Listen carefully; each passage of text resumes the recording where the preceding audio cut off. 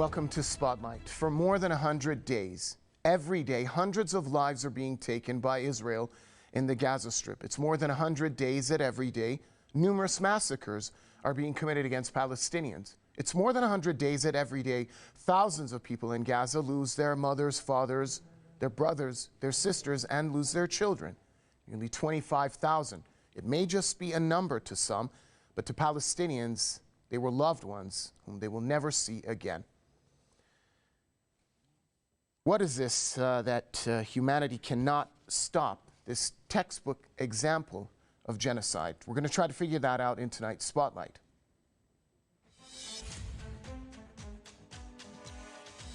Attorney, activist, and political analyst Zaakir Ahmed Mayet is joining us from Johannesburg. And also radio host and journalist at CPR News, DeBar is joining us from Austin, New York. Gentlemen, welcome to the program. Let's start off with Mr. Ahmed Mayet in Johannesburg.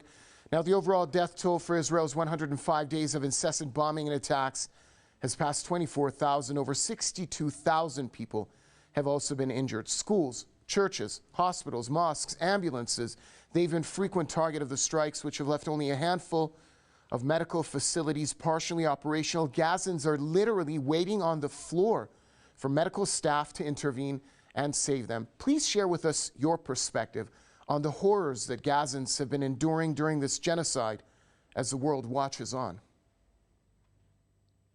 I think the South African perspective has been reflected by the application before the ICJ brought about by the Republic of South Africa, and I think it truly encapsulates what is happening within the Gaza Strip at the moment.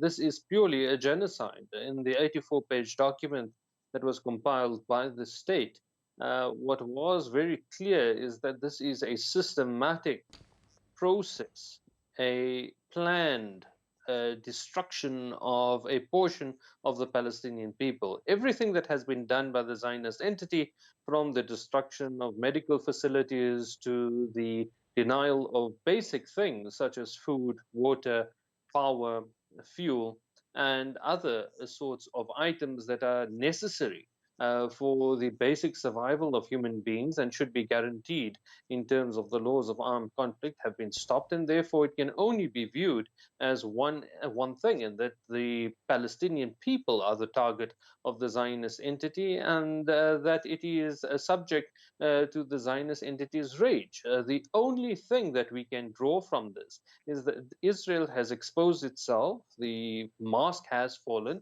and it's exposed itself as a genocidal state that practices apartheid and is a colonial outpost. And it comes as no surprise that former colonial powers have rushed to their aid to try and protect them, to allow them the carte blanche to continue their massacre. And fortunately, the axis of resistance has created an equalizer that has changed the battlefield as we see today. DeBar, since the beginning of the Israeli onslaught on Gaza, the Israeli regime has sought to dismantle the resistance groups in Gaza. However, after 105 days of lethal and deadly attacks by the Israelis, the Palestinian resistance groups are fighting back strong both inside and outside of Gaza. According to the Israeli military, a total of 191 soldiers have been killed in the ground invasion of Gaza. Palestinian resistance groups, however, they're saying that the death toll is much higher as Israel is hiding the real number of its military losses. Israeli settlements continue to be targeted as well. So that means that the Israelis have not achieved their military objectives. Even Israelis are admitting to that. So other than becoming record holders for murdering children, what have the Israelis achieved? They've managed to alienate whatever friends they had on the ground in most parts of the world. And they've managed to completely dispel the myth of Israeli democracy and pluralism. Israel is an apartheid state. Israel is expelling and land cleansing the Palestinians from Palestine, and there is no objective observer that can deny this any longer. That's one thing that they've achieved. Another thing that they've achieved is that, in essence, they've been able to isolate the United States among the world in a way that even the incompetent morons in the White House and around President Biden have been unable to do, and as previous morons like George Bush were unable to do. There are now not only the Cuba sanctions, where the U.S. is, one of two or three voices against the entire global community at the General Assembly, but there are resolutions, including genocidal resolutions, where the U.S. stands with Israel, Ukraine, and maybe Palau or Marshall Islands, depending on what day it is. That is also an achievement of Israel. That's a remarkable achievement, to tell the truth. The United States, the most powerful military on the planet, so at least by dollars spent, and with one of the largest economies, if not the largest, depending on your measurement, stands alone in front of the world as siding with genocide, and unabashedly. Mr. Ahmed Mayet, the recent Israeli raids, mostly in the south of Gaza, which was supposed to be a safe zone, were conducted under the cover of a near-total communications blackout. Now, a UN rights expert has also said that what Israel is doing in Gaza is a violation of international law and is highly illegal. Why is the regime imposing a communications blackout? I think there are three objectives. The first objective is the most obvious one, and that is to blind the international world's eyes, hoping that the massacres would not be documented, the massacres would not be reported, and it would not be live streamed. One of the defining characteristics of this particular war is that the massacres, the attacks have been documented. It becomes impossible for Israel to distance itself from the large-scale force and disproportionate force being utilized against the civilian population, and can only be determined that this is a means of terrorizing the population. The second reason is to hamstring aid capabilities, and this has been documented by the United Nations, by numerous aid agencies, that it becomes impossible to coordinate delivery of aid and other important functions such as medical extractions, etc., or to dispatch civilian defense crews to rescue people from bombed buildings if there's no communication.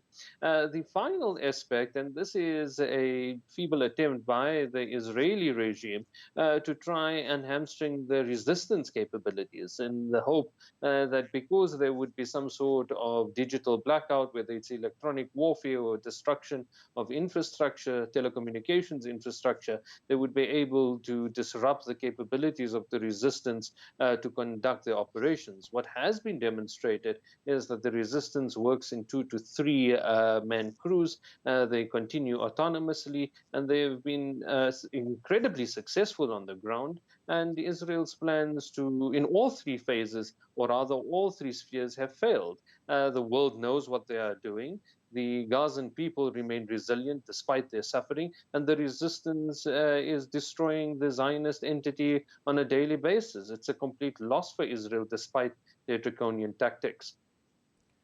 Don DeBar, Mexico and Chile have referred Israel's war on Gaza to the ICC, that's the International Criminal Court. Last week, South Africa also presented a case at the ICJ, the International Court of Justice, over the Gaza war. That case said Israel is committing genocide in Gaza. What kind of outcome are you expecting from these international tribunals?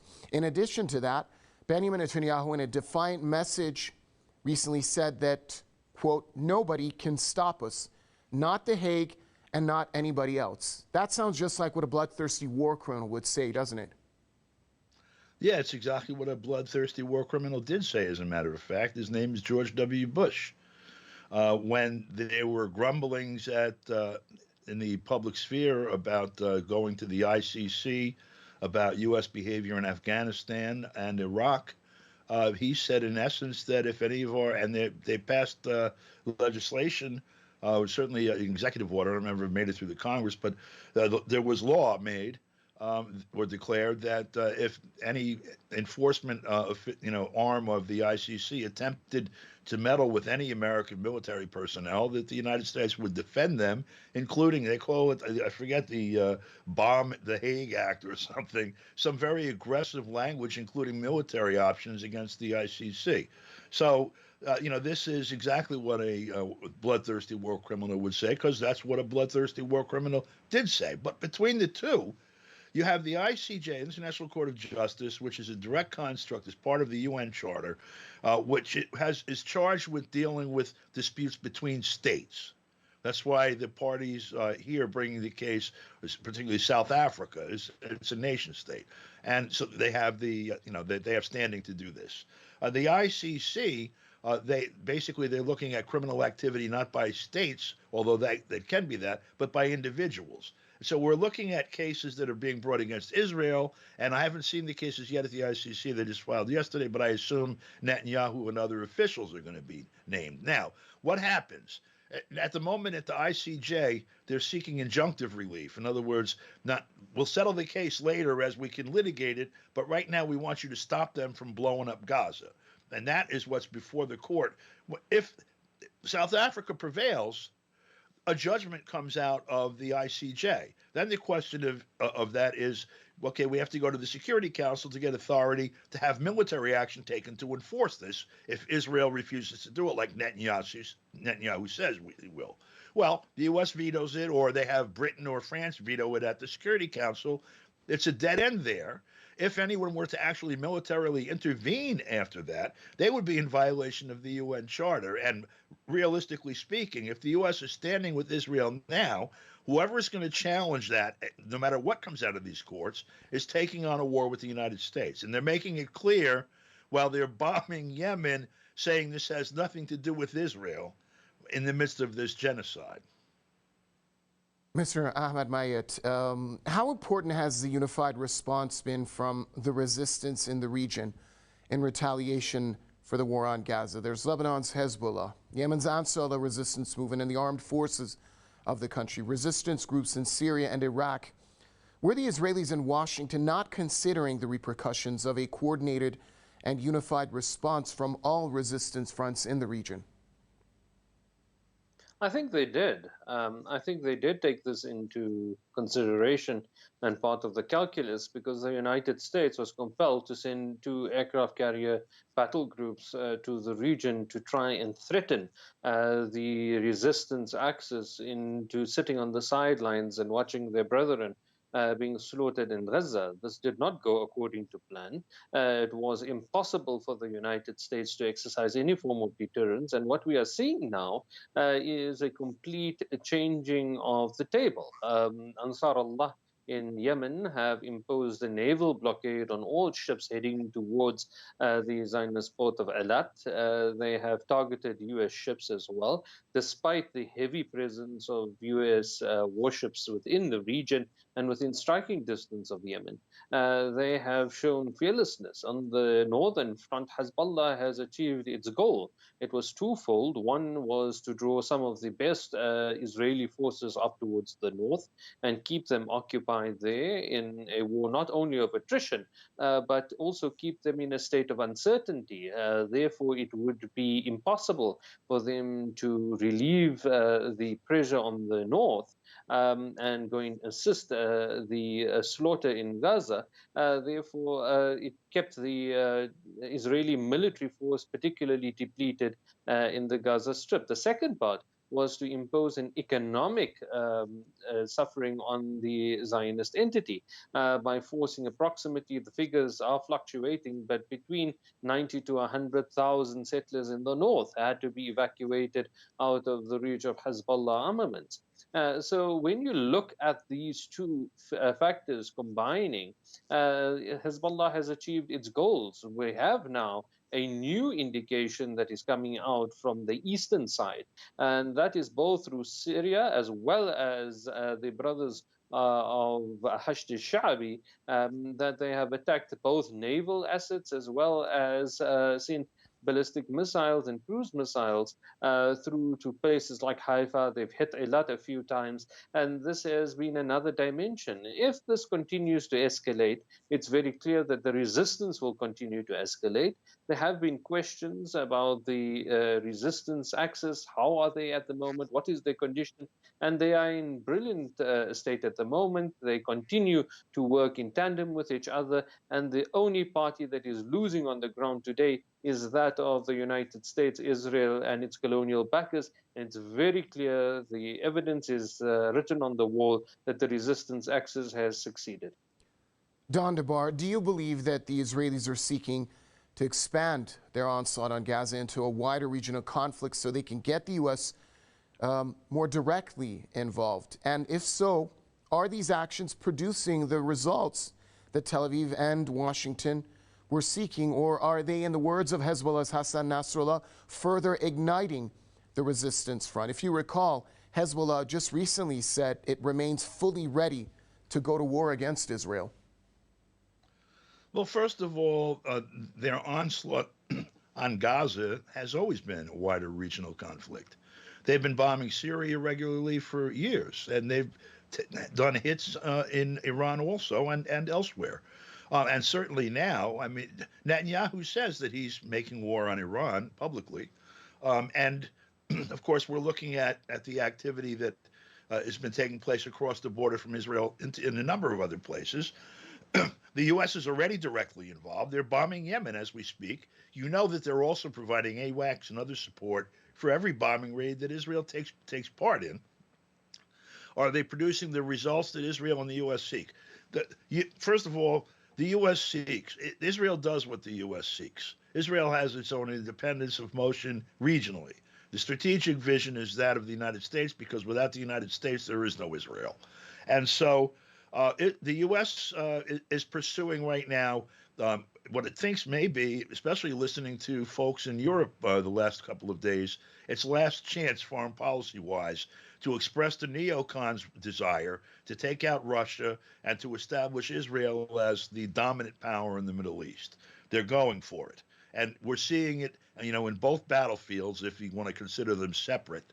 And so the results that they want are, conquest, in essence, of Iran and of Saudi Arabia, who's been acting up a little bit lately, of Egypt, everyone falling into line and being, heavily reliant on Israel as proxy for the United States. That is, of course, an existential threat to everyone else in the region, even the people in places like Saudi Arabia, where perhaps the governments may not consider it that way. And so all it does is stoke resistance. People see that the vision that the U.S. has for their area, they've seen it expressed long enough over the past century, really.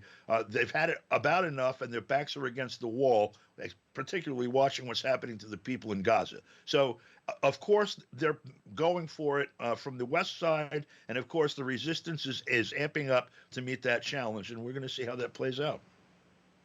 Right, Zaakir Ahmed Mayet, the Yemeni army says that it's targeted an American ship in the Gulf of Aden in response to the U.S.-UK strikes on the Arab country. The Pentagon says it was the third attack by the Yemenis this week on U.S.-owned vessels in and around the Red Sea.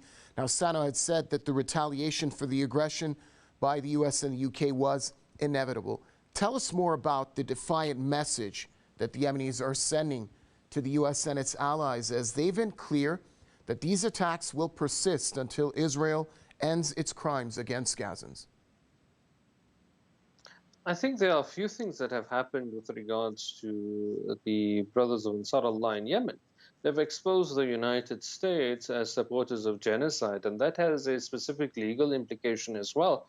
When you place it in the context of the ICJ case that South Africa has raised. There has been reports within the media that South Africa will be pursuing cases against the United States and the United Kingdom as well for supporting the genocide against the Palestinian people. So that is significant, and Ansar Allah's actions have exposed the United States as supporters of the genocide, and that they are prepared to take military action to ensure that Israel's blockade, or the blockade that has been imposed on Israel, comes to an end, so that it may have the latitude to continue with its massacre of the Palestinian people. The second thing that the Yemenis have demonstrated is their capabilities to challenge both the United States and Israel. There are ships from around the world. The United States, Israel's warships are there, the United Kingdom, there are French vessels as well, there are Indian vessels there, and yet they are capable of hitting targets with great degrees of accuracy. And in instances where they have not, they have sent a very clear message. So they have demonstrated the capabilities of the resistance axis. And then when we look at the third point, what has transpired is that when Yemen was hit by the United States and the United Kingdom, the response both from within Palestine as well as the resistance axis, we're talking about Lebanon, we're talking about Syria and Iraq, all have sent messages and made public statements that if the aggression continues against their brothers in Yemen, they will ramp up the attacks and it will lead to a regional explosion. At the moment, we have grades of escalation. We have a ladder of escalation that is being followed through by the resistance. What the United States is doing is that they are trying to distract the entire international community from the failures in Gaza. They are trying to Sure. quietly withdraw Israeli forces and try and impose a new regime to govern in Gaza. That is the aim. It's a distraction to move everyone away from the failure of the empire. One last question for you, Mr. Don DeBar. The attacks on Yemen, were they even more of a revelation that the U.S. is fully supporting and fully greenlighting the Israeli massacre in Gaza? Absolutely. And in fact, amplifying that, the statements from, if you want to call them statements, from Biden, when asked if, first of all, if this has anything to do with the war in Israel, and he denied it, and then asked if he thought that the bombings would stop the, assaults or interdiction or interference or whatever with ships going to Israel, he said no, and then he said, but they're going to continue anyway. So there's no doubt, there's no other purpose that these things serve other than as an integral part of the war that Israel is conducting. They're denying it because, as your other guest pointed out, in essence, if they're coordinating military activity and one party is committing genocide, the other side is also culpable. It's in essence what you call in contract law joint and several liability. They're both doing it if one is doing it and they're working together. All right, thanks a lot, gentlemen. Zaakir Ahmed Mayet, attorney, activist, and political analyst, joining us from Johannesburg, and radio host and journalist at CPR News, Don DeBar, joining us from Austin, New York. And also thanks to you, our viewers, for staying with us on tonight's Spotlight. It's good night for now, and see you next time.